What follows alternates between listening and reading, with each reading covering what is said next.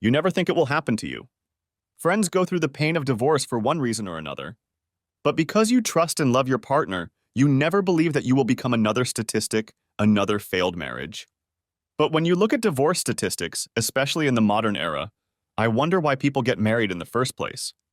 The song "Till Death Do Us Part" certainly sounds hollow, its meaning lost over the decades. I guess I should have recognized the signs, but not through what I read online, whether it be stories, articles, or just being more observant. When you are in love with someone, you tend to view the world through a rose-colored prism. When you're married, have children, a home, and a life together, the thought of growing old together is jarring. But apparently the signs were there and I had seen them before. I grew up in a home that was eventually labeled a single-parent family. Growing up, my parents' marriage seemed strong. They seemed to love and respect each other. My father worked hard. The physically demanding work took a lot out of him. But he loved his wife and family and sacrificed himself for what I guess you could call the greater good. My mother went back to work as soon as my younger sister went to school. As a child, we had no idea what was going on, but looking back, I soon recognized some of the signs, and that's when I figured it all out. She didn't start having an affair right away. I was a teenager when it started. My brother was about 18 months younger, and my younger sister was 3 years younger. It started the way many romances start. First, it was working late. Then the business trips. Showers as soon as she got home from an afternoon spent with her lover. She dressed much better than she had ever dressed for our father. And since this was before smartphones, the secret phone calls and disappearances of my mother at odd times for her connections. The only reason my father found out about their affair was because he walked in on them. I later learned that he had finished work early, hoping to surprise my mother by taking her out for an afternoon, who told him she was taking a half day to do her hair and go shopping. Instead, he arrived home and found her car in the driveway and a car next to it that he admitted he recognized. He parked on the street and walked home, entering through the back door. Walking into the bedroom, he found his wife, my mother, being entertained by her boss. In the marital bed. My father lost his temper and hurt him. His name was Jim Thompson, and he ended up crawling out of our house bruised. What my father quickly learned was that adultery meant absolutely nothing in a country where no-fault divorce was the norm. Some people argue that possession is 9/10 of the law. My father tried to kick her out of the house, pack her things, and send her to my parents. When they found out what she had done, they wanted nothing to do with her. Her sister also refused to take her in. Since the house was in her name and also in my father's name, she refused to move in. My father was caught between a hammer and anvil. If he had stayed, divorce would have been impossible. A husband and wife must live apart for 12 months. That is, live in different places before a divorce can be granted. My father tried to evict my mother more than once because of her adultery, but it was not a crime and she had every right to stay in the house.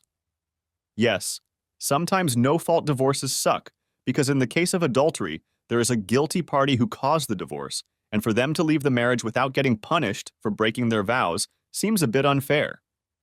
My father eventually gave up, not wanting to stay in the same house with his cheating wife. He found an apartment and moved out. He couldn't find a place large enough to accommodate all three of us, so we were left to live with my mother. I guessed what was going on and immediately let my mother know what I thought of her. She tried to explain her reasons, but I told her I was going to go live with my father as soon as I could. My little brother and little sister had not been told anything, so they just wondered why my father had left.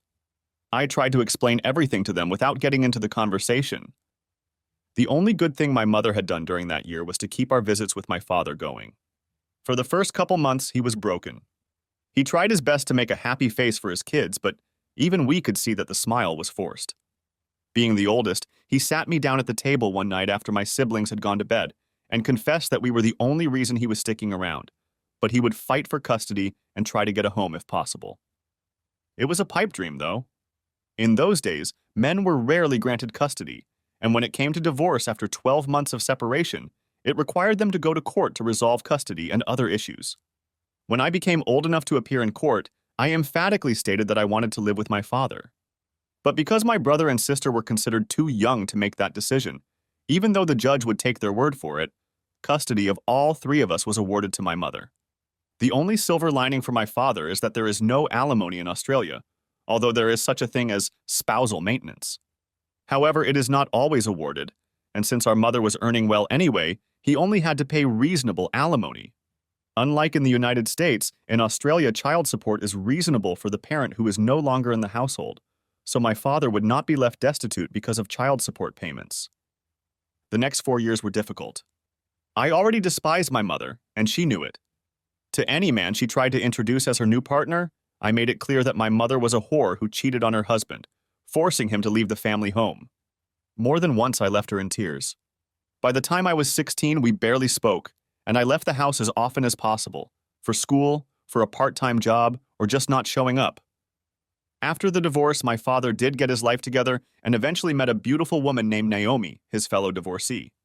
I supported their relationship, and she soon came to love his 3 children as her own. She had a daughter of her own, and we treated her like a sister. Despite the heartache, I was glad my father had found love again, even though I knew he was hesitant to marry. Naomi seemed to realize this and happily agreed to cohabitate. Eventually, they rented a house together and established a de facto relationship. As soon as I turned 18 and graduated from high school, I moved out of my father's house. I hated leaving my siblings, the only reason I stayed in the house until that age. But by then, my relationship with my mother had become unacceptable. My last words to her were, I'll admit, incredibly cruel, but it was just an explosion of all the negative thoughts I'd been holding inside me since my father had been forced to leave home, simply because he didn't want to stay married to a cheating whore. Despite the collapse of our relationship, she still sobbed as I packed my car on the day I left. I hugged my brother and sister, assuring them that I would be there for them and would not forget them, and then took one last look at my mother. The experience with my mother made me wary when it came to dealing with women. I had read many articles about infidelity and knew that I was a monogamous person at heart and would expect the same from any partner. I had a couple girlfriends in high school, but once I started working and making money, I started dating, hoping that I would find a woman worthy of my love and trust. I met Kylie when I was 21 years old. She was a recent university graduate. I was working as an engineer and taking night classes because although I enjoyed working with my hands, I was hoping to work my way up in the organization to a management position. I met her at one of the corporate gigs representing an engineering company, and she was working part-time as a sales rep for a supply company.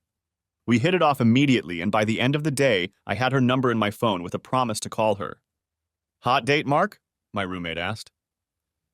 He was one of my best high school buddies, and we'd agreed to live together so the rent and bills would be cheaper. Something like that, Dave. Is this the girl you met at the conference? Yeah. Finally got up the courage to call her? I looked at him and smirked. Back off, Dave.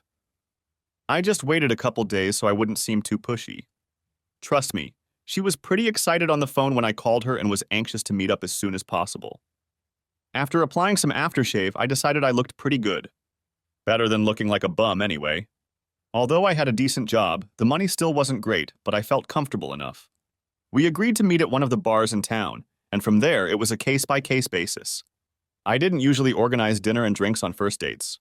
Too many stories of women looking for a free meal, and the man who paid for it never hearing about it again.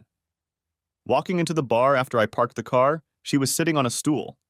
She was already sipping her drink, meeting my gaze across the room. When her eyes lit up and she smiled, my heart seemed to beat faster.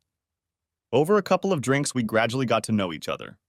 She admitted that her role in the corporation was temporary and that she was only hired because she had a pretty face and that attracted men in her direction. She laughed, admitting that it was true, but it made her feel like a piece of meat. And so many married men hit on me, she added. It was disgusting. I realized what she was getting at. I know my own mother cheated, but both sexes were equally bad when it came to cheating. Out of my own curiosity, I looked up statistics online, and the fact that so many men and women admitted to having extramarital affairs shocked me. Making matters worse was the fact that, according to many articles written in Australia, we were notoriously known as a bunch of cheating scumbags. You were the perfect gentleman, Mark, she added, taking my hand in hers. You kept looking me in the eye the whole time and remained completely professional. At least until you asked for my number. You were the only sincere person. I wish you were single, though. I put my hand over my heart and raised my other hand. I swear I'm single. Ask any of my friends. She smiled and took my hand again. Good, because I have a good feeling about you. I've already been hurt. We agreed to take things slow. The first couple weeks we met for coffee or drinks. At the end of the third night over drinks, we had our first kiss. By then, she already knew about my parents' relationship. She hugged me tightly, and for some reason, I felt better in my heart. When we kissed, I immediately knew it was the right thing to do. When I met her gaze, I sensed she was thinking the same thing. Drinks turned into dinner. A week later, she returned to the apartment I shared with Dave. He had a girlfriend of his own and spent most of his time at her place, so thankfully he wasn't there. After one last drink together, I took her hand and we made love for the first time. A month later, she confessed her love to me, I reciprocated, and things went on from there. Once she found a steady job, we started talking about serious things like living together, buying a house, marriage, and then children. By this point, even though what had happened to my father was on my mind, Kylie had already won my heart, and that was all that mattered.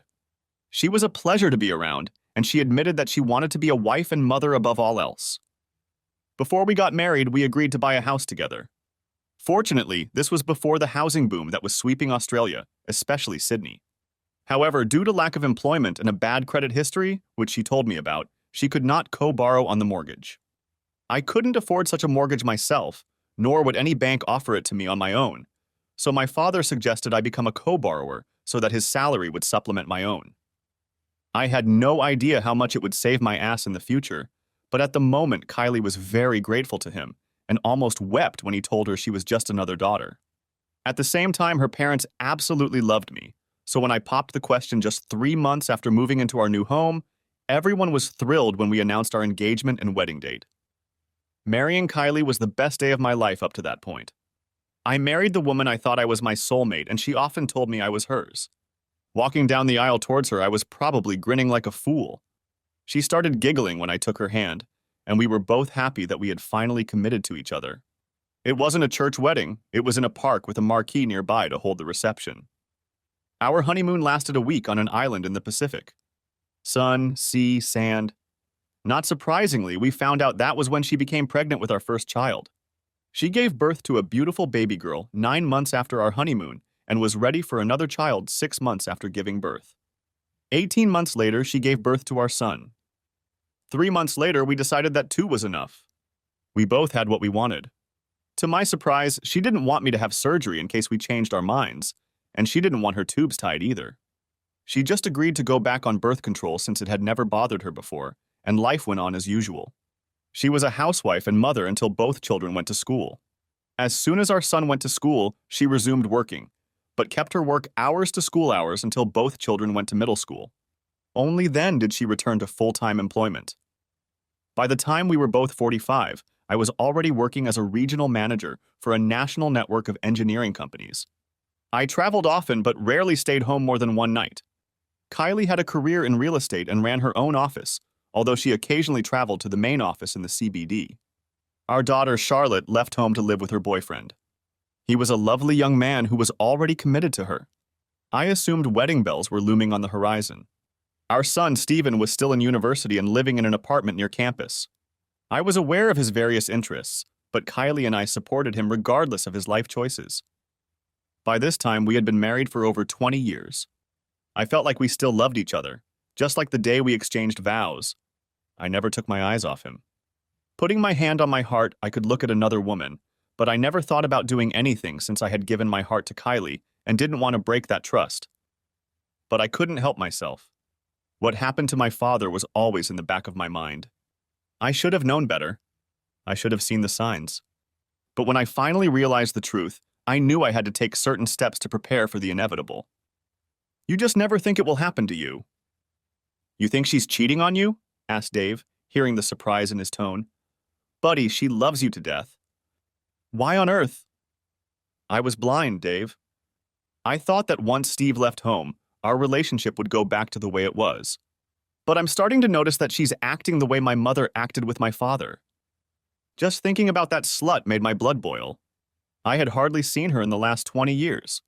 She had been present at my wedding, but only because of my father's intervention. He'd married Naomi by then and had long since retired. He told me to be a better man and invite her. I didn't have to invite her, but not inviting her would make me look like the bad guy. I gritted my teeth and sent her the invitation. Other than texting her about her grandchildren, whom she rarely got to visit, I had nothing to do with her. Kylie knew this and never insisted on having any kind of relationship with her either. So what are you going to do? Gather all the evidence I can, and if she's cheating on me, just leave her. How will you do that? I have ways and means. The last few months she's been more secretive than usual. I should have noticed it sooner. It's my own fault, but it's what I got for trusting her. By the time I realized what was happening, it was too late to stop, so I prepared for the inevitable. Monday morning, I have a meeting with a private investigator. All I want to know is if she's been doing dirty deeds. I don't need photos and videos, though anything that will help my case. Too bad you can't get a divorce in this damn country on the grounds of adultery. That's true, but a man can defend himself if he's smart and defends himself early enough.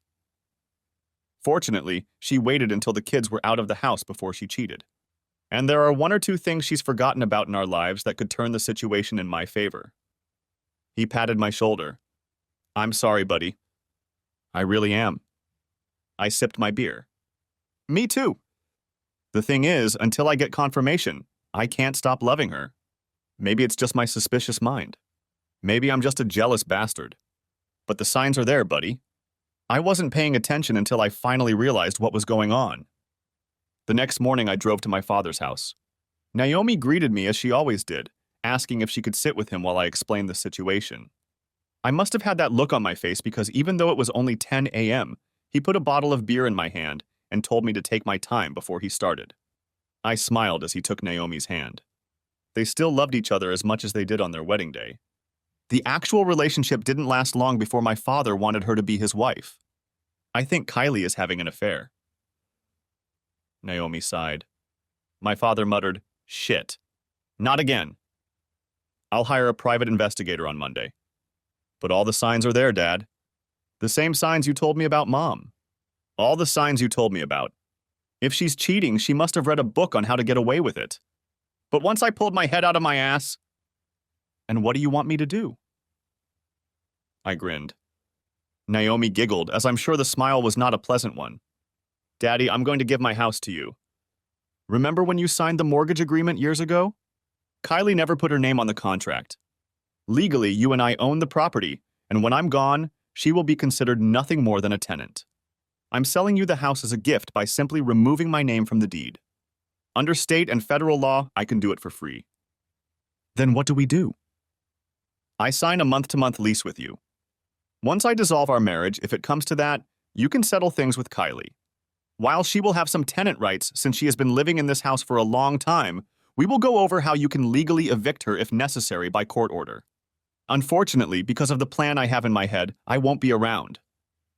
Have you thought this through, Mark? Inquired Naomi. Kylie and I discussed monogamy and fidelity before we got married. She knows about my mother. I warned her that if she ever cheated on me, I wouldn't forgive her. I don't care if it's once or 100 times. If you sleep with someone else, you're breaking our vows, which means you're breaking the prenup.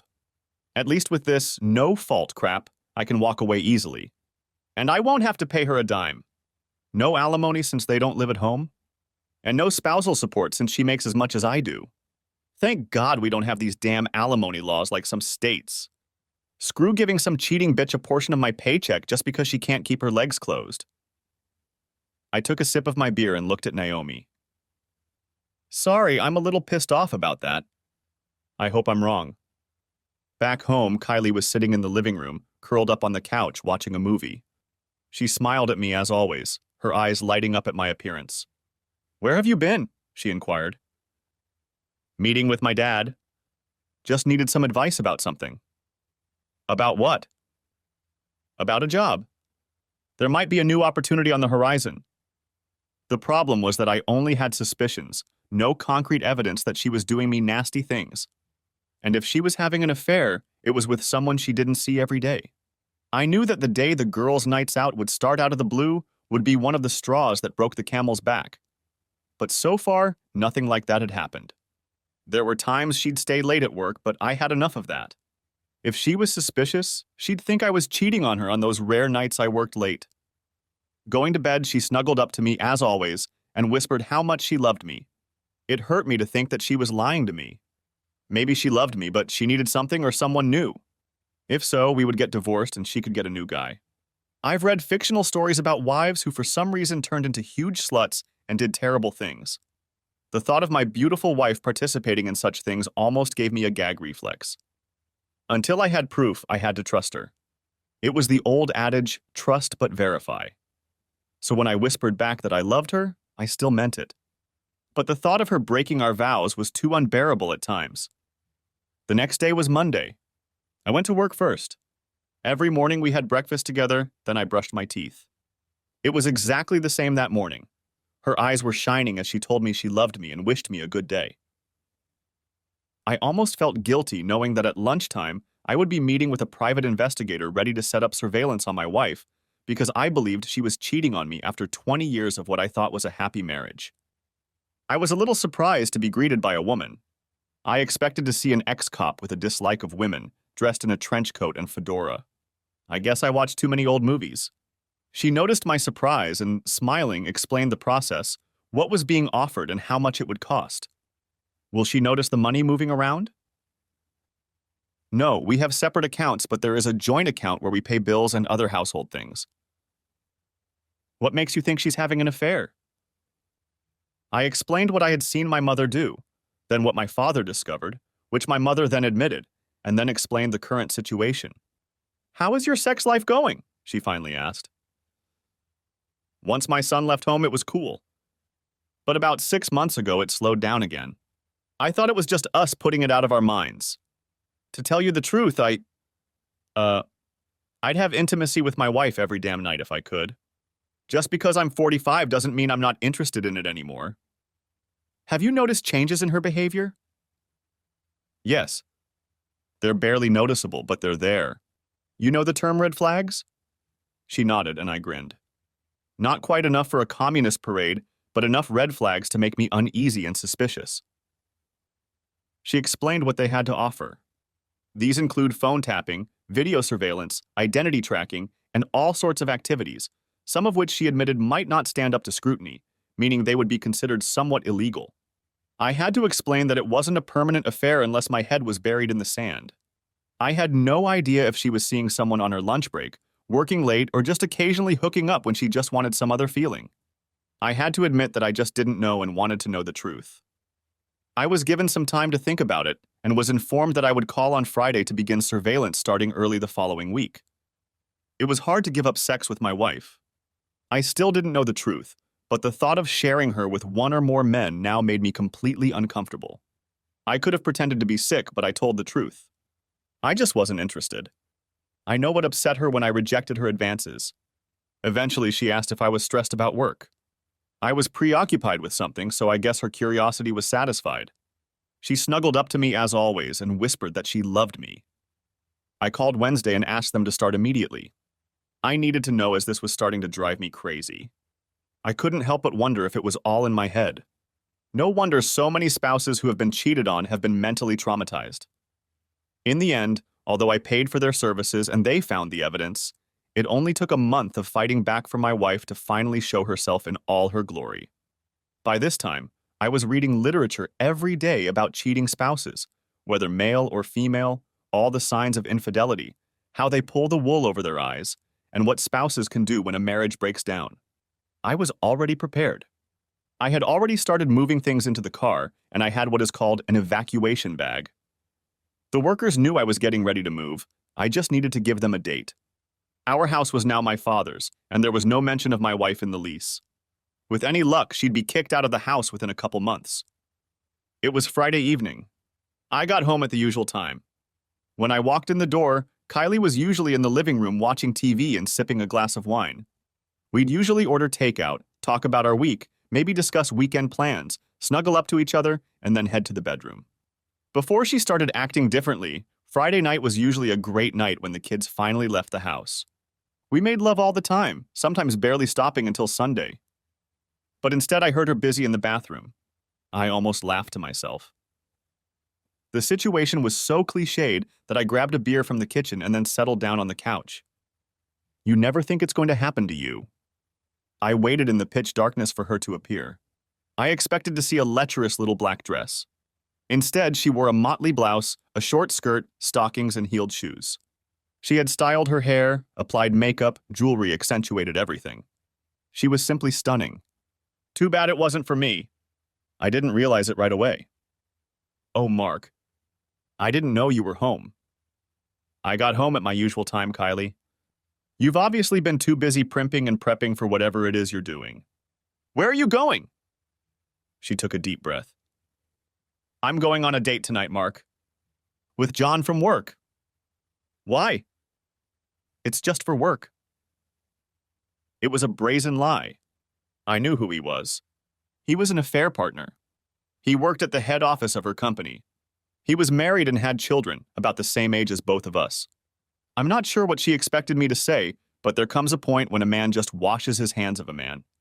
If she expected me to beg or plead, she obviously didn't know me at all. She knew my stance on monogamy and fidelity. Standing up, she met my gaze as I approached her. I stared at her intently, and she eventually recoiled. I smiled as I made my way to the kitchen. You're not going to say anything, Mark? No. She had no idea how prepared I was. I guess we were both good actors. The only difference was that I wasn't tearing her heart out with lies. Okay. Fair enough. I'll be home later. We'll talk then. I didn't say anything but followed her to the door. She stopped and looked back at me, looking as unsure as I'd ever seen her. Whether it was guilt or not, I didn't know, and I didn't care anymore. Good night, Mark, she said quietly. Goodbye, Kylie. She must have realized what I was trying to say, but apparently she thought I was going to be another man I'd read about who would put up with this kind of crap. But I wasn't a cuckold. I wasn't going to put up with that kind of shit. I wasn't interested in open marriage, wife splitting, and things like that. It emasculates, demeans, and completely overturns the vows made at marriage. As soon as she left, I put my plan into action. I grabbed my evacuation bag and packed another suitcase, putting them in the car. I got on the internet and thanked the heavens that in this day and age, everything can be done through a phone app or online. We had very little debt, just a credit card that I immediately paid off and canceled. I paid all upcoming bills and then transferred most of our savings from our joint account to my own. I left her with enough money to pay a month or two's rent and bills. After that, she was on her own. Possession is 9/10 of the law. She didn't own the house, and by the time she realized our savings were gone too, I would be gone. As I walked around the house one last time, I couldn't help but sigh. So many good memories now ruined. Taking another mug of beer, I had 3 calls to make. The first one would be easy. The last 2 would be the hard ones. Dad, it's confirmed. She's cheating on me. She had the nerve to admit that she's going on a date with another man tonight. The plan goes into effect from now on. Where are you going? To Adelaide. I have a new gig there for 12 months. When the divorce is final, I'll probably go back to Sydney, but that's the thing. We'll wait and see. All right, son. I'll make sure she doesn't find out where you are. New number? I'll settle it as soon as I get there. I'll send you my new address as soon as I find a place to live. Drive carefully and don't do anything stupid. Dad, all I'm doing is leaving a cheating spouse. Unfortunately, this time like father, like son sounds a little hollow. You haven't done anything wrong, Mark. Just find peace in what you're doing, and soon you'll move on with your life. Just know that Naomi and I love you. Do your kids know? I'll call them next time. Good luck, son. Talk to you soon. Calling my kids was the hardest call I've ever made. I called my daughter first. She will always be Daddy's little girl. When I explained the situation, she cried on the other end of the phone. That's what hardened my heart, to hear my little girl sobbing because her daddy had gotten his heart broken. I assured her that I will always love her, but for the moment I am leaving. I'll email her all my new details once I get settled, but for now I'm not going to tell anyone anything. As for my son, he has shown the stoic attitude I would expect from any young man. He called his mother a whore, and the only question he had for me was what I was going to do with him. I'm going to find out where he lives and send it to his wife, I admitted. She deserves to know the truth. Other than that, I have no desire for revenge, Steve. This isn't fiction, it's real life. I'm heartbroken right now, but all I'll do is wait for the divorce and then somehow rebuild my life. I'm only 45, 46 when the divorce happens. What about counseling? Can she demand it? Marriage isn't like ours here, and neither are the divorce laws, Steve. You've read too many stories based on states' laws. As long as we've lived apart for 12 months, I can file for divorce. Since you're both over 18, I won't even be required to attend court, although I will, just to make sure everything goes smoothly. She can't require counseling since we've been married for 20 years. Well, I'd be careful, Dad. You know how the courts can be. If she's persistent enough, then I'll just take my evidence to the counselor, put the pictures in front of them, and ask them if they'll stay married to the woman who's cheating on them. Okay, Dad. Well, take care of yourself and keep in touch when you get to where you're going. I'll keep you in the loop as I believe Mom will be contacting me. She knows Lottie will protect you. Thank you, Steve. We'll talk soon. That was it. I wrote Kylie a short letter explaining that I was leaving and that she would hear from my father soon. I didn't give her the reason why, leaving it as a bit of a surprise. Other than that, I explained that I had already called our children and told them the truth, just like my father had. She could tell her parents that I left, but if I started getting insults or requests for reconciliation, I would send them proof. Finally, I took off my wedding ring and placed it on the coffee table, along with the note and all the proof I had received. These were copies, as I would keep the originals in case I needed to use them for any reason. Getting into the car, I didn't know whether to laugh or cry, but I found that all the stress I had been feeling disappeared as soon as I drove away from the house. I booked a hotel on the western outskirts of the city to prepare for my trip to Adelaide. I had 2 weeks to get there and set up my life, so I took my time and decided to stay in random country towns that had no more than a pub, post office, and police station, usually all in one building. A week later, I arrived in Adelaide. I was met at the office where I was to work by several people I recognized from previous corporate conferences. I already knew my role, so knowing I was a stranger in their city, they took me outside and showed me around, recommending neighborhoods where I should live. I ended up staying in a hotel for a month while I picked a place to live. I ended up choosing a modern 3-bedroom apartment in North Adelaide after researching information and discovering that it was one of the most beautiful suburbs in the city. I wasn't interested in buying as the average price was expensive, although not as bad as Sydney. I intended to return home to Sydney after 12 months. As soon as I moved and changed my room, I informed my father, siblings, and children of the change in my circumstances. Charlotte called immediately, wanting to visit me. I missed her terribly and arranged for her to fly for a month. My son was finishing his studies, but as Christmas was only 3 months away, he would visit me then as he could stay for a few weeks. As for my father, he let me know what was going on with Kylie. Are you aware that she didn't get home until the next morning? Yes, I didn't distract the private investigators until the next day as I was curious as to what she was doing that night. She went out to dinner with him and it was all quite romantic. Then they spent the night in a hotel in the city. There was nothing else I needed to know. I thanked them for their efforts and paid them as their services were not needed after that. Well, I heard about it through the grapevine and also what she told me. When she returned home, she found your wedding ring, the note, and the evidence. She called me, your children and her family in hysterics. You obviously didn't answer your cell phone, and I know she sent you emails. Any calls from her went to voicemail and were deleted.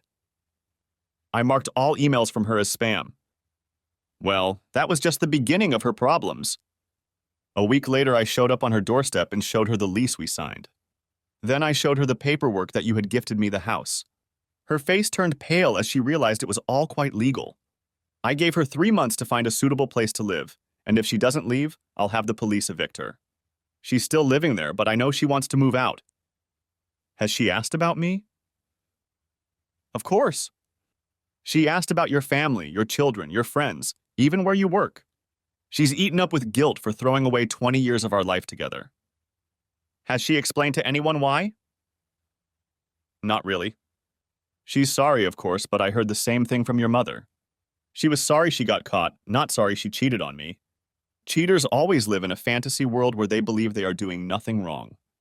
The usual nonsense is that it was just sex. I never cheated on my wife for just sex. And believe me, Dad, by the time I was in my 30s and 40s, I was getting plenty of proposals. But I loved my wife, and I wouldn't dare back down from my vows.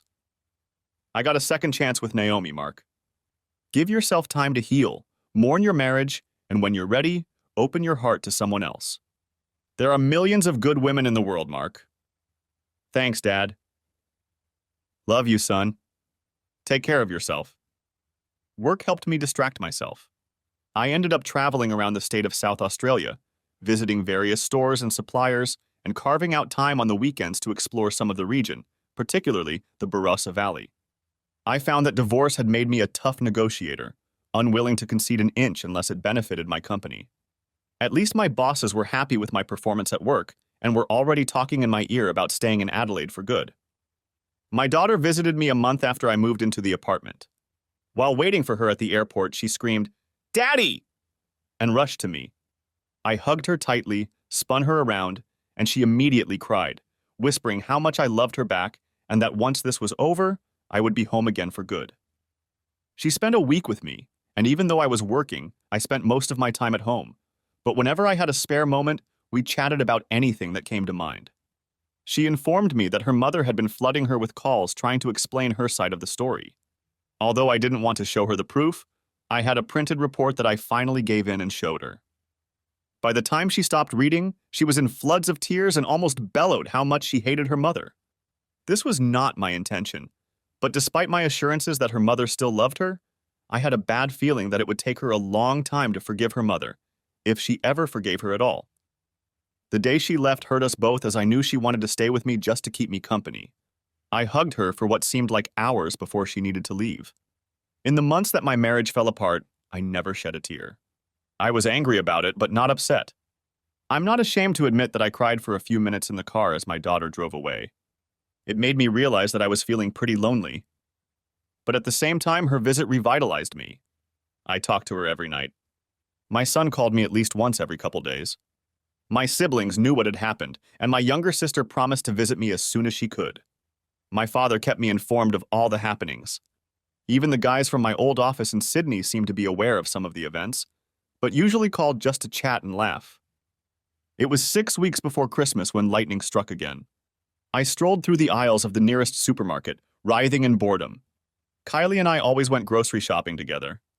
We laughed at each other, acting goofy, and it was always an enjoyable activity. I reached for a bottle of salad dressing, not noticing the woman reaching for the same bottle. Our hands collided and we both turned and stared at each other. I'm pretty sure my jaw dropped slightly and her cheeks immediately colored. "I'm sorry," I said. "No, it's my fault. I didn't notice you." "Please take the bottle. I can get something else." "I can't take it, it's the last one." I don't know where I got the confidence in what I said next. "Tell you what, you'll take the bottle if you have coffee with me afterward." I had no idea who she was or what her name was or anything else, but that touch lit a spark in me. And just the sheer beauty of her face made me want to get to know her better. I held out my hand. "I'm Mark." She smiled, taking my hand and feeling how soft her skin was. "I'm Jennifer." "Do you often pick up women in supermarkets, Mark?" "No, you're the first." "And you're sure I'm not married?" "If you're not, I'll withdraw my invitation. If yes, I hope you'll say yes." She was a brunette with hair almost to her shoulders. Her bright blue eyes were protected by a pair of thin-rimmed black glasses perched on a small nose. Her lips were full but real, and her face was classically beautiful. I had no idea of her age. I wanted to examine her otherwise, but held back even though I guessed she was 6 inches shorter than me. I don't know what she thought of me in response, but judging by her smile, she liked what she saw. "I'd like to get some coffee. Why don't you give me your number?" Giving her my number, she sent me a text. "I'll be done shopping in about half an hour, then I'll need to take this home to put it away. But I can meet you in a couple hours if you want?" "Are you local?" "Yes.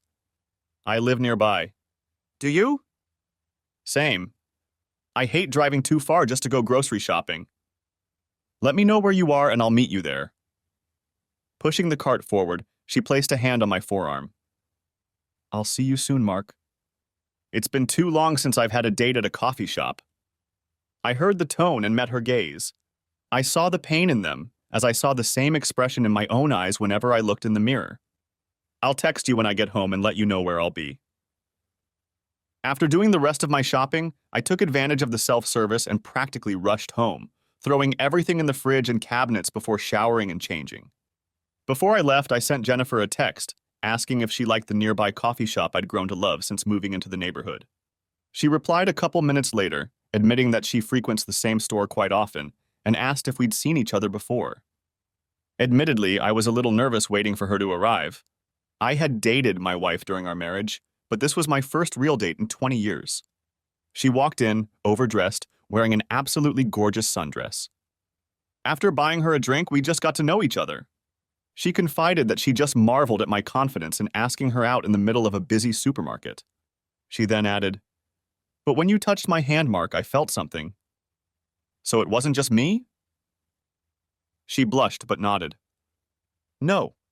I often read about things like that, but I think it's just fantasy." She held out her hand to me, and we smiled as I closed my palm around hers. "I just felt it again," she whispered. Definitely felt it from my side. We didn't get too deep into the story, not on a first date. I recognized her name, she was single, and she smiled as she showed me her left hand, though it was obvious there had once been a ring on the third finger. She worked as a kindergarten teacher, but she had no children of her own. She lived alone in a small apartment. She had a few close friends. Her parents lived in the city, she had a younger sister, and she was 35 years old. "Oh," I said, 45. "I don't care how old you are, Mark. All I care about is what kind of man you are." When she said that, I had to admit that I had broken up with my wife. Noticing the nervous look on her face, I sighed and asked if she wanted another drink, as some explanation would be required. I didn't want to tell her everything on our first meeting, but if it was necessary. She made me smile by saying, "No, Mark, I trust you for now. I can see that you're in pain. Is it that obvious?" "I saw the same look in the mirror when he broke my heart." She took my hand again and squeezed it. "It gets easier, but at first it's just one day at a time. Then weeks and months go by, and soon the person who broke your heart will no longer matter." She smiled at me again. "And then maybe you'll meet the very person who starts to mend that very heart. It's just that some people wait longer than others, but eventually it happens. My father used to say the same thing." "Your father is a wise man." We finished our second glass and walked outside.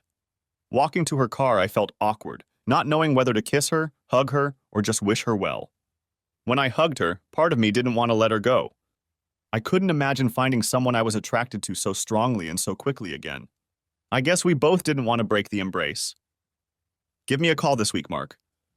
I'd love to talk to you again." "How about tonight?" She giggled, and it was a dagger to the heart. "You can call me whenever you want." I called her that night, and every night thereafter. Not wanting to interfere with her regular teacher's week, I asked if she wanted to go out to dinner Friday night. When she said she'd love to, I practically danced around the apartment as soon as I hung up the phone. I hadn't felt so giddy in a long time. At the conference on Thursday, more than one person remarked on my rather sunny disposition. Everyone knew about my breakup and impending divorce, so they immediately assumed I was seeing someone. Not wanting to jinx it, I told them that I enjoyed my date at the coffee shop and that I would be having dinner with the same person the next night. I added that I had no interest in going on dates. I went out with one woman at a time. If it didn't work out, I would try with another. The restaurant I chose had rave reviews online, but I hadn't visited it before. It was a casual dining room, but the food was supposed to be excellent. Despite the casual atmosphere, I still wore slacks rather than jeans, a long-sleeved button-down shirt, a pair of leather shoes, and some cologne, although stubble was kept to a minimum. The restaurant had a bar, and I smiled when Jennifer was already there waiting for me. She looked incredibly nervous. Noticing my approach, she stood up, and without thinking, I leaned in to kiss her. She immediately kissed me back. "Wow," she whispered, pulling away from me. "If you're only going to greet me like that on our second date." I wanted to do it at the end of our first. A waiter approached us to take us to our seats. Luckily, we got a small semicircular booth so we could sit side by side. After ordering our drinks, we chatted about our weeks. It was impossible not to notice how passionate she was about teaching, but when she confessed that she wanted to have children of her own, I started talking about mine. I think we were both annoyed when the waiter came back and asked about our order, as it disrupted the conversation. We agreed to split the appetizer and dessert, with everyone getting the main course. I was amazed at how easily the conversation flowed. I was mesmerized by her face, her voice, her mannerisms. I'm sure she caught my eyes more than once as she blushed each time. The food was excellent, no complaints, and the waiters and waitresses were attentive but not too intrusive. I paid after dinner, although she suggested we go to Holland's before I asked if she wanted another drink. She immediately agreed. I took her hand and led her to a bar I'd looked up online. It was a quiet place, a man at a piano playing background music. There were more booths here. Jennifer was enjoying a cocktail, and I was enjoying a bourbon with a mixer. "What's wrong, Mark?" she finally asked. I told her everything. How we'd met, about our life together, our children, our careers. But then I explained what happened to my father, about my relationship with my mother not working out, their divorce and what I learned. Then I gradually realized that my wife was doing the same thing. Then I confessed how I left, what I had done a few weeks before all of this. I'm still married, Jennifer, but we live apart. I moved here to make sure the divorce goes through. I'm not sure if you would consider what I'm doing cheating or not. I won't blame you if you do. But my marriage is over. It exists in name only. I will return to Sydney to make sure the divorce is finalized. And if you met someone here?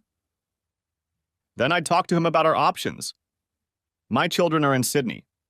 Being so far away from them is hard. I had to look away as admitting it upset me. I miss them every day. My ex-husband was quite a piece of work, Mark. He swept me off my feet when I was 19. He was 25 at the time. The age difference didn't bother me, but my parents warned me about him. But I was in love and didn't listen to them. I didn't notice the red flags that showed up after a couple months. I was surprised he let me go to work, but that was all I was allowed to do. Slowly but surely, he isolated me from family and friends. I was expected to teach school and then come home and practically become his maid and whore. She paused, as I felt in my gut that this was only the beginning of the story. I suppose it was worse from there. I talked back to him, which means I was disrespectful to my husband. I was dressing like a whore or coming home late. That means I was cheating. I was spending money on things I wanted. That meant I was financially irresponsible. He never said anything positive. He was a sea of absolute negativity. I can't imagine wanting to say anything good about you, Jennifer, I said softly. I knew I needed to get away. He was crazy, and I knew that one day he would either hit me and put me in the hospital or just destroy me. I called my father and cried into the phone, asking him to save me. He arrived with 2 of my uncles and a few of his friends. My ex-husband tried to fight them off, but pushing and hitting a woman is different than fighting off a man. Or a man, since my father cleared his watch with 1 punch, and then they tied him to a chair while they helped me move out. I immediately went to the police, got a restraining order and an AWO against him. I've been divorced for 7 years and he doesn't know where I am. I've barely dated Mark. I've been afraid for so long. She raised her eyes and looked into mine. Then I met you, and I had feelings I hadn't felt in so long. I'd never felt them for him. She got behind the wheel, but it wasn't safe to drive, so I offered to drive her home. Stopping in front of an apartment building, I realized I had considered it before choosing my current residence. After escorting her inside, she opened the front door and hesitated. I made my decision, pulled her to me, and kissed her again. I had a wonderful night, Jennifer. I'd like to spend it again. During the week? Any night you want.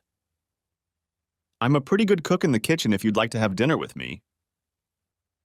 Let me know the night and I'll bring something too. I'm a pretty good cook myself. She smiled. Well, I'll cook first and then you cook for me and we'll compare results. What night? Wednesday, Mark, although I'm expecting your usual nightly call. And lots of messages. If you play your cards right, you might even get a surprise or 2 in a message. What are you doing tomorrow? Nothing. Why don't we go to the beach? You just want to see me in a bikini. No, just want to have a good time. When I got home, I heard my phone beep a couple times and didn't open it until I was inside and sitting on the couch with a beer in my hand. I had a great night, Mark. I wanted you to spend the night with me, but I don't want to rush things. I don't want to rush things either. When you're here Wednesday night, bring a change of clothes. I want you to stay, but it's too early for anything but sleeping in the same bed, Mark. I'm tired of sleeping alone, Jennifer. I am too. I'm already in bed. It's royal, but it feels empty. It didn't feel that way until I met you. M. I'll pick you up at 9 o'clock in the morning. I'll take you out for breakfast first, and then we'll go to the beach. J. What's your favorite color? M. Usually blue. On a woman, black or red. J. Then I have the perfect bikini for you. I'll see you in the morning, Mark. M. Sweet dreams, beautiful. The last message was a love heart. Stopping the next morning outside her apartment complex, she honked at me. I knocked on the door and heard her calling me inside. She smiled at me. What do you say? Do you have a broom? I'll have to fight off all the men. Her smile widened and she disappeared, returning in a t-shirt and shorts. Grabbing her bag, I put it in the trunk of the car next to mine and drove her to a beachside cafe to eat a simple but hearty breakfast. The beach had already filled up by the time we were ready to sunbathe. We spent the entire day on the beach, going down to the water a couple times. Do you want to stay for a drink? I'd love to, but if I stay, I don't want to leave. She walked over to me and said, Go home and change your clothes, she whispered. Come back and have a drink and stay the night. I ran into the house, threw out my things, quickly packed my bag, grabbed the essentials, and rushed to her. When I, out of breath, knocked on the door, she opened it and laughed as I caught my breath. Grabbing me by my shirt, she dragged me inside, slammed the door shut, and pushed me back onto the couch. The next morning, she made me breakfast, and we spent the day just lying around her apartment. Annie's silence was comfortable. Take your time, Jenny, I whispered. We have all the time in the world. I knew I was already in love with her, and I sensed she was feeling the same way. The only problem was that I hoped it wasn't a withdrawal. I had just recently left my wife of 20 years and had fallen in love with the first woman I saw. But I wanted to think it was fate that had brought us together. There was a reason we ended up at the supermarket that day. We didn't text constantly during the day because she was busy teaching, but we talked every night. The guys at work knew I was now seeing someone, and I let my family in Sydney know I had met someone special. My dad called and kept me up to date with Kylie. Apparently, she was on the verge of moving out. She was still trying to find me, but no one would tell her anything. She thought I was still in Sydney and hoped she would eventually meet me. Wednesday night couldn't come fast enough. Jennifer had prepared a sumptuous dinner that was delicious and hearty, and the dessert she made for us struck a chord with me. Patting myself on the stomach, I said, It is often said that the way to a man's heart is through his stomach. I love you, she whispered. Turning to kiss her, I couldn't help but smile. I love you too, I whispered back. Isn't it too soon? Not at all, Jenny. If that's how we feel about each other, then that's how it is. I felt it on our first date over a cup of coffee. I knew I'd met the man I wanted to spend the rest of my life with. And I mean, if you want to be closer to your kids, I'll go with you. Are you sure? It's a big decision. There's nothing keeping me here, Mark. My parents are still healthy. My sister is happily married. I won't make a decision right now, but my heart says I should come with you. I'd love to meet your children. They'll be here for Christmas. Then you will all come to spend Christmas with my family. That night, she visited my apartment for the first time. She called it a bit bachelor, but it was clean and neat, though she understood why I kept it simple, since it was only a temporary place where I would be living. At the mention of marriage, she blushed and turned away.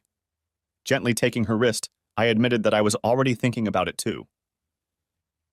Jenny, I can't remember the last time I felt this much love for Kylie. I'm not saying that because she broke my heart and cheated on me. Maybe all these years we've been on a roll. Maybe it's because it's something new. Maybe it's just because I'm older and have more life experience. But I love the hell out of you, Jennifer Morris. And one day, I want to be Jennifer Williams, she whispered back. For the next few weeks, life was bliss. We weren't separated for a single night, although truth be told, we spent more nights at her apartment rather than mine, as her apartment was much nicer to be in. She spoke to my father on the phone more than once, and I kept my kids in the loop, but they didn't want to talk until they met her in person. After calling my son the week before Christmas, I had to ask about his mother and what she was doing. I told her I wouldn't be here for Christmas. I think she guessed you weren't in Sydney. Lottie hates her, Daddy. I mean pure hatred.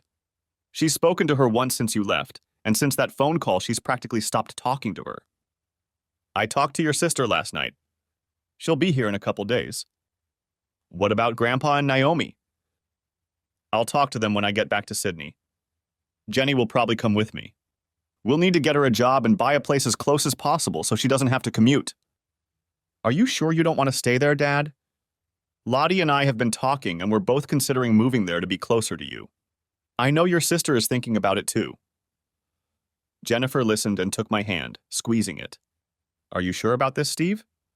You're going to leave behind all your friends and family. You're more important, Dad. Trust me, when Lottie gets here in a couple days, she'll be sure to mention it. And her husband will be in favor of it too. He hates living in Sydney. I glanced at Jennifer, unable to hide my surprise. I'll still need to go back to make sure the divorce goes through. Don't make any hasty decisions, Steve. I know how it sounds, but my decision to leave your mother the way I did was planned in advance. Oh, I'm more than aware of that, Dad. As far as I'm concerned, to hell with her.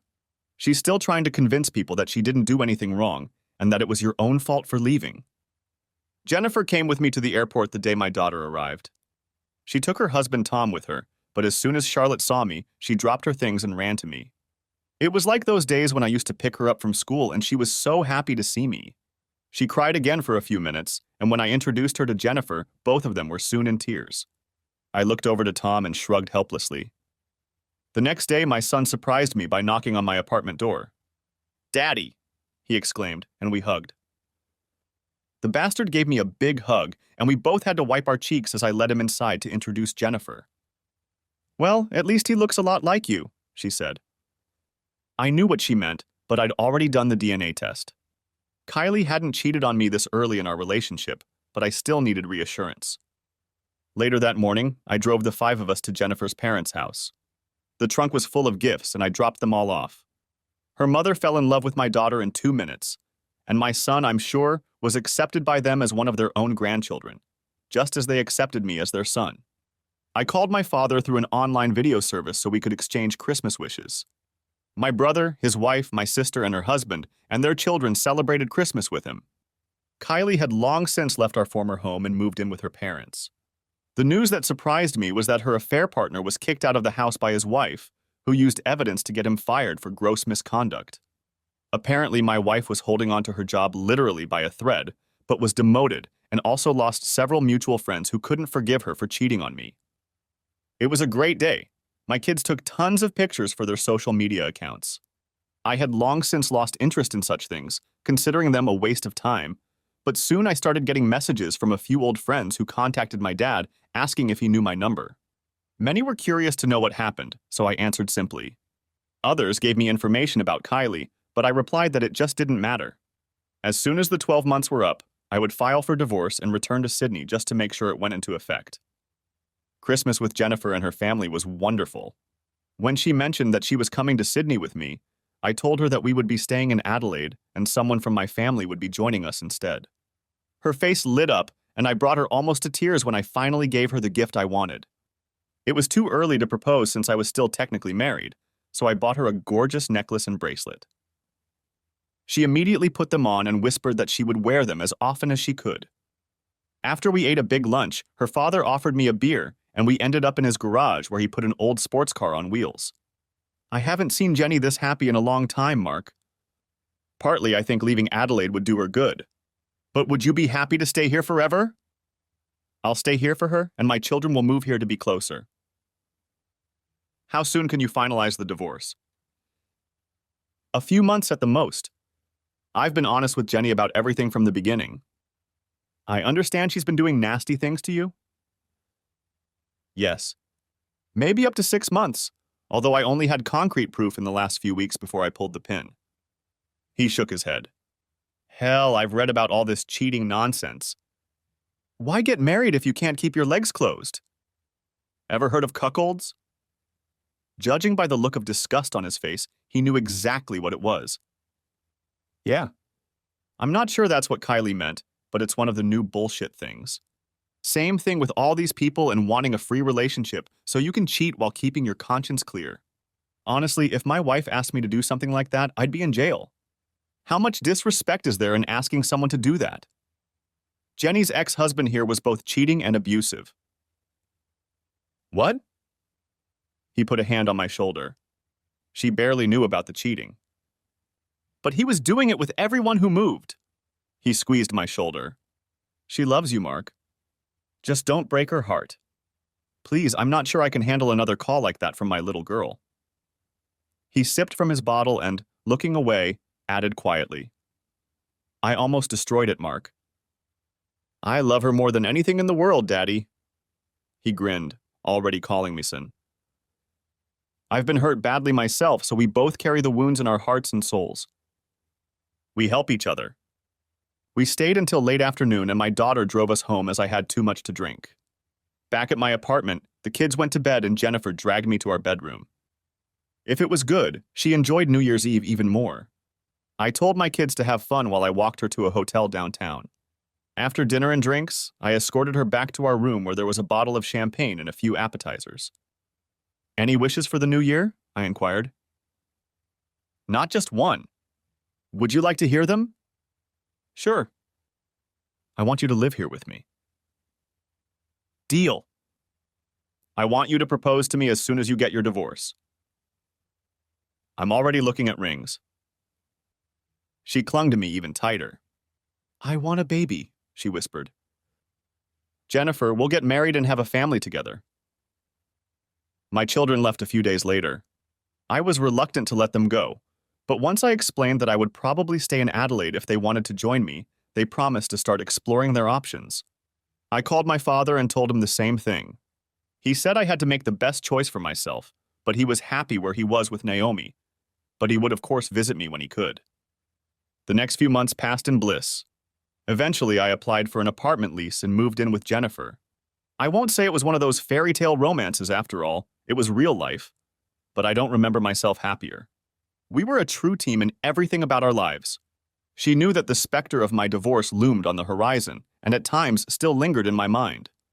We both still had trust issues, but we agreed to always talk about any problems without giving the other a reason to think we were doing anything wrong. Our lives were great and we never stopped seeing each other. Just enjoying her presence made me feel better about myself. She made me strive to be a better man, perfect in her eyes. As for Jennifer, she showed me so much love that I had already bought an engagement ring by the time I was ready to return to Sydney. During the flight, she was more nervous than I was because she knew there were still potential banana skins. My dad met us at the airport along with my siblings and kids. We would stay with my dad while the divorce was being finalized. I had already filed the papers, but the lawyer informed me that Kylie was trying to contest the divorce. Sitting with Jennifer in his office, I was shocked that she was even trying to prevent it. I haven't seen her in 12 months, I stated. I followed the letter of the law. I can even prove that I have lived in Adelaide for the last year, and she has not lived with me during that time. What's more, we haven't been in touch at all. That's true, but she can still argue that, he replied. No judge will listen to her arguments, and no counseling will be forced. I assume Jennifer is your partner? Kylie cheated on me. That's the original reason. Now I have a more compelling reason to divorce her. Once we're divorced, I'll propose to Jenny and we'll get married as soon as possible. We plan to have children after the divorce, Jennifer added. Okay, I'll talk to her lawyer and find out what she wants. There's really not much she can do, but a smart lawyer will be able to fight it. 3 days later, I heard from my attorney. Kylie would sign her name to the divorce agreement, so the petition would be joint, and therefore the case would proceed without delay if I agreed to talk to her one last time. I discussed this with Jennifer, who supported me whatever I chose to do. My attorney suggested that I just talk to her to get things settled. My father agreed. You're with Jennifer now, son, he stated. You're getting married, starting a new family, and your kids will be with you in Adelaide soon. Are you still angry with her? Not really. I've gotten over it. I guess you haven't. It's her own fault, and I understand why I don't want to see her, but let her speak her mind and then just put it all behind you. Okay, I'll talk to my lawyer and he'll sort it out. The very next week, we found ourselves in court.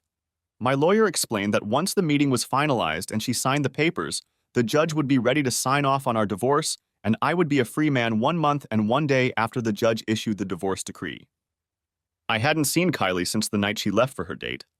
She was waiting in the room when Jennifer and I approached my attorney. He explained that Kylie was inside with her attorney and no one else. Taking Jennifer's hand, I led her and the lawyer into the room.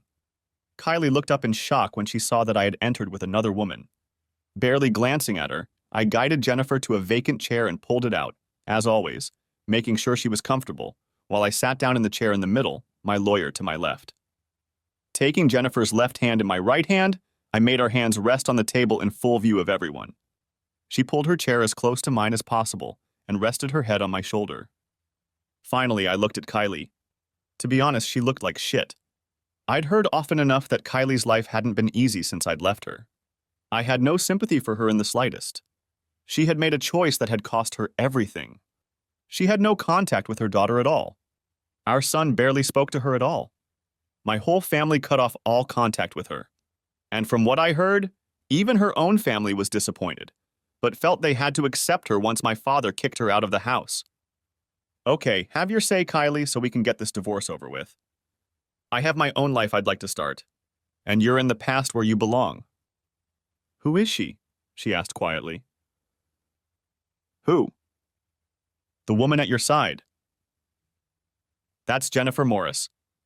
As soon as our divorce is finalized, I will propose to her, and one day she will be Jennifer Williams. And I will naturally say yes to his proposal, because I want nothing more than to be his wife and the mother of his future children.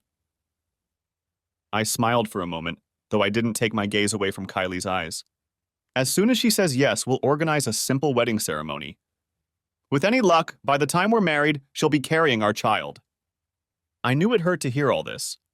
I still knew my soon-to-be ex-wife, and the pain in her eyes was real. You recovered very quickly, she stated. I wasn't the one who cheated, Kylie. It was you. I remember leaving evidence. You never gave me an explanation. I left that night and you never said anything. You didn't fight for me. I didn't have to fight for you because I was your damn husband. So in the end, you weren't worth fighting for. You cheated on me, Kylie. You showed your true colors after 20 years together. I remember our talks about monogamy and fidelity. I warned you that if you turned out to be like my mother, I wouldn't hesitate to leave. All you've done is make my decision easier. Do you even regret what you did? Don't bother answering that because you don't. You only regret getting caught, not proving that our marriage was nothing but a damn sham, and you're a worthless whore, just like my own mother. Her lawyer cleared his throat. I stared at him. Back off if you don't like what I'm saying. She wants to talk, fine. I have the right to speak too. I made a mistake. Treason isn't a mistake.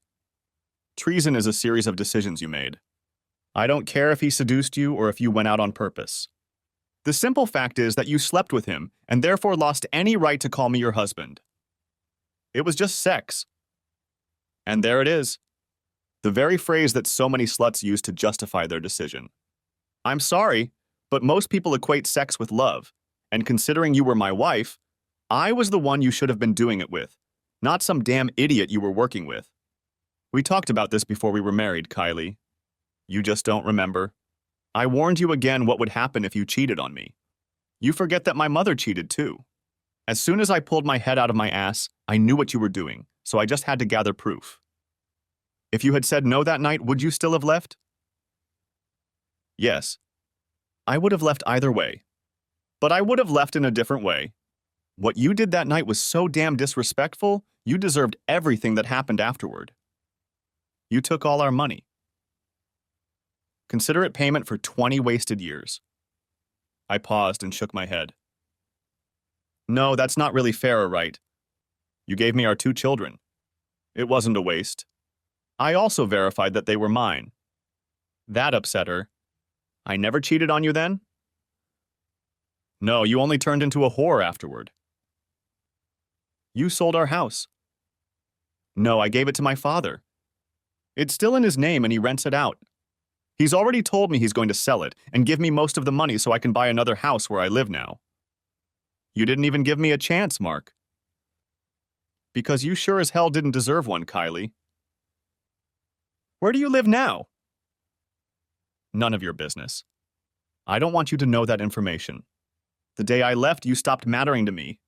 Our children are grown and can choose who they want to be with on special days, whether it's birthdays or holidays. She fell silent as she knew nothing she said would make me change my mind. Just sign the papers and move on with your life, Jennifer stated. He hasn't seen you or spoken to you in 12 months. He's come to terms with it. He loves me and I love him. We're going to get married, start our own family, and grow old together.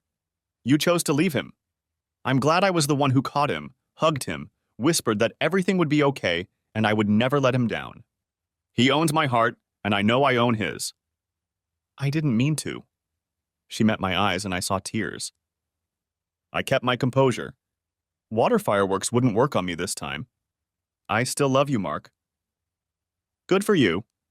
I don't care, Kylie, I replied coldly. The tone almost made her jump. I don't hate you anymore. Don't let the cold tone fool you. I just don't care about you anymore. You stopped being my problem the day you let another man do this.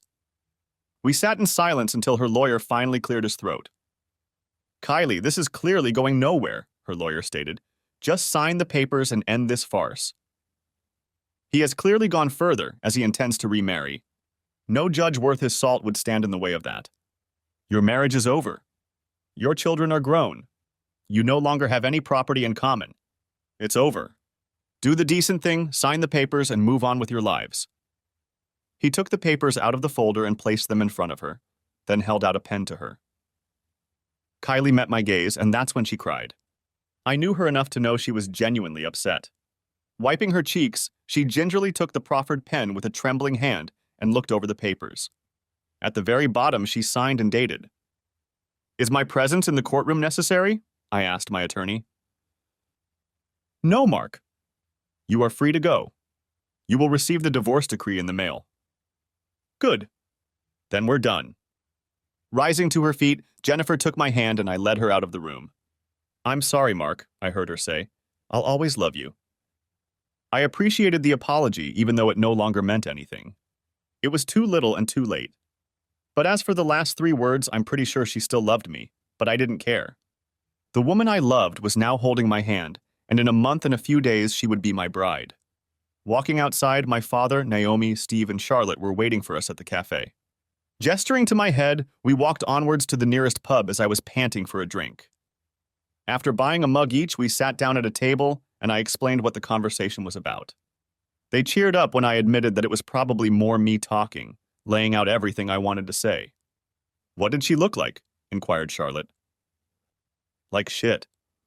Definitely looks her age, if not older. Definitely deserved the upgrade, Jennifer whispered in my ear.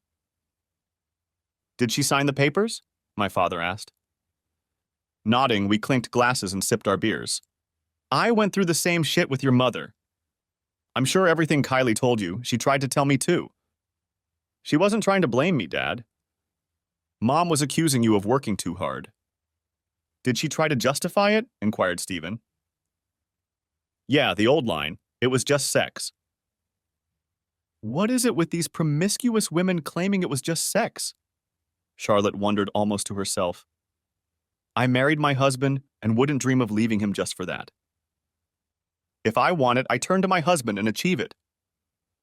She stopped and blushed, realizing that she had just said that in the presence of her father and grandfather. We exchanged glances and burst into laughter. Well said, girl. Well said, exclaimed my father. And those are words to live with. Your grandfather doesn't stand a chance, Naomi declared, and if he needs a little chemical help, he knows there are other things he can use. Naomi, that's my grandfather, exclaimed Charlotte. He's not dead, and neither am I. I'm 65 years old and still more than capable, objected Naomi. Your grandfather met me at the right age. But once we were together, we made a promise to be good to each other. We both had failed marriages due to infidelity. I'm just glad it's almost over, I admitted. I don't like being another divorcee, but like I said in the room, infidelity is unforgivable. Fair play to those who choose to make a relationship work. Perhaps if you kids were 10 years younger, I would have felt trapped. But then I looked at my dad. It was a struggle, but he always supported me. We stayed in Sydney for a few more days while I discussed with my family their plans. Charlotte and Tom immediately agreed to come to Adelaide. Stephen was still assessing his options but would likely join us. To my surprise, my sister offered to join us. Inviting her to dinner when she arrived alone, I learned that her marriage had also broken up. You can stay with us while you work things out, Jennifer offered. Any family would welcome you.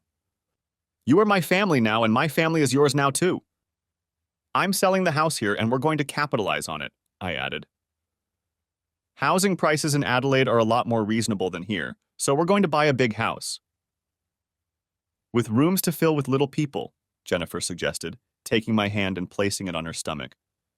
I'll be carrying our first child soon. How many do you want, Mark? As many as you want, Jenny. I love being a father.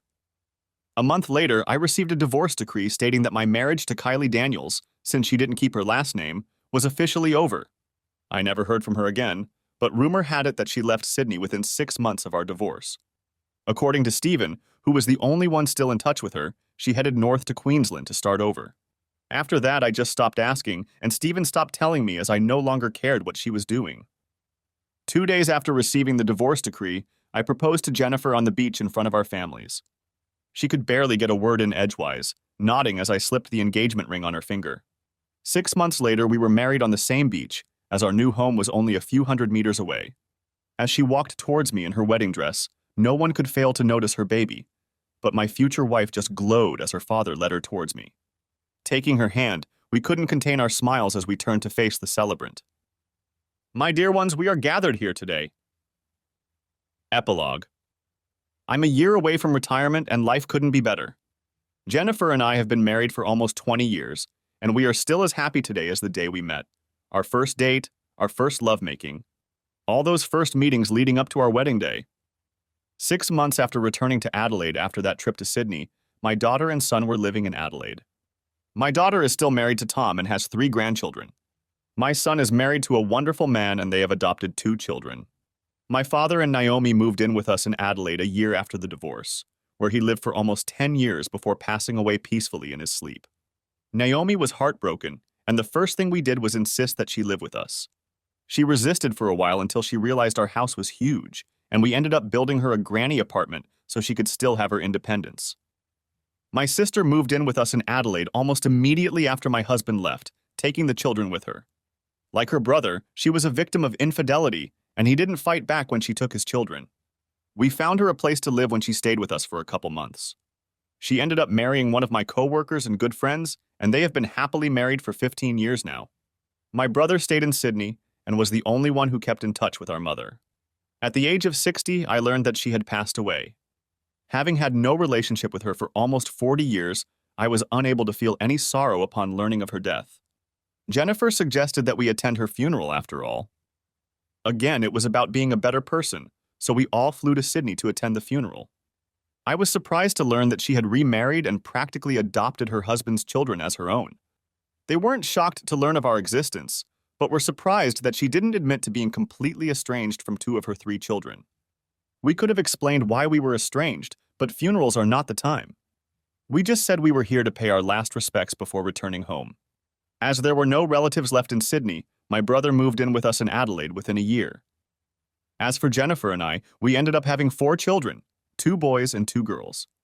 My older daughter and son were thrilled to have siblings and enjoyed babysitting, even though Jennifer and I didn't get out much.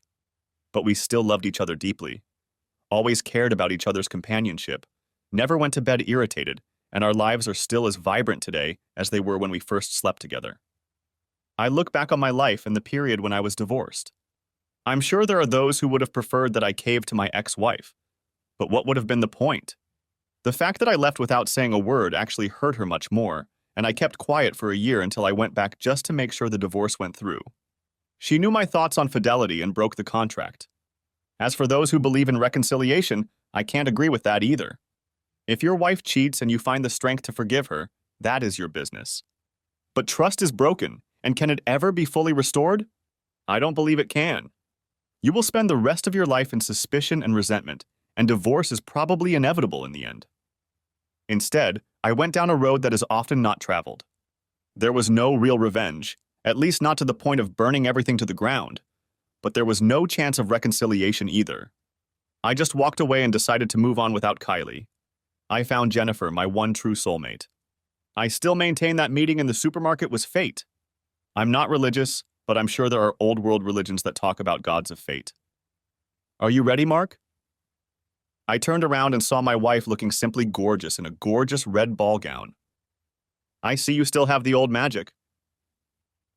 Any word on the children? They are either on their way or preparing to leave. And the youngsters? They'll do just fine without us for one evening. Unless they burn the place to the ground. So we have time to fool around? Of course. I love you, husband.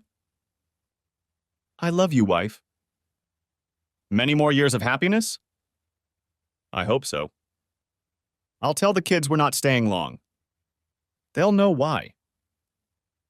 And thanks for watching. I hope you enjoyed it. So subscribe to my channel and watch the next video.